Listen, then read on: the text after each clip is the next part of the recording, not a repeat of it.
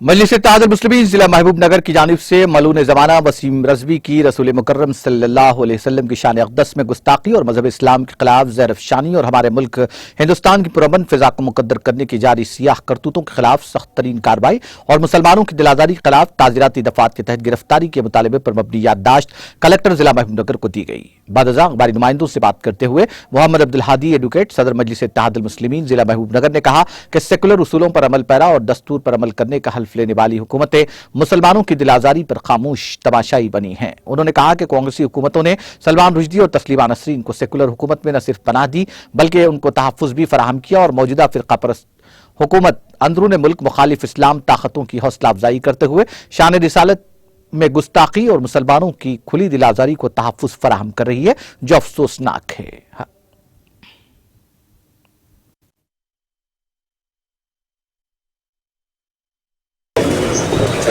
मजलिस इत्तेहादुल मुस्लिमीन जिला महबूब नगर की जानिब से आज कलेक्टर ज़िला महबूब नगर को एक याददाश्त पेश की गई, जिसमें मलून ज़माना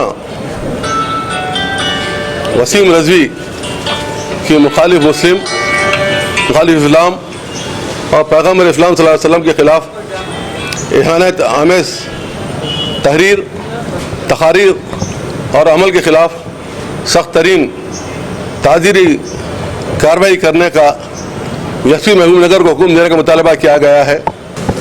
आज मलून ज़माना वसीम रज़वी की तरफ से मुसलमानों के लिए कोई ना कोई हर थोड़े से वक्फे में किसी न किसी तरीके से मुसलमानों को और इस्लाम को तकलीफ़ देने वाली बात, तो हम आज यही मुतालबा कर रहे हैं कि वसीम रज़वी को क़ानूनी दायरे में लाना होगा, उसको सज़ा दिलवाना होगा, इस वजह से कि आइंदा चलने वाले चीज़ों में कोई फिर इस तरीक़े की हिमाकत या जुर्रत ना करे।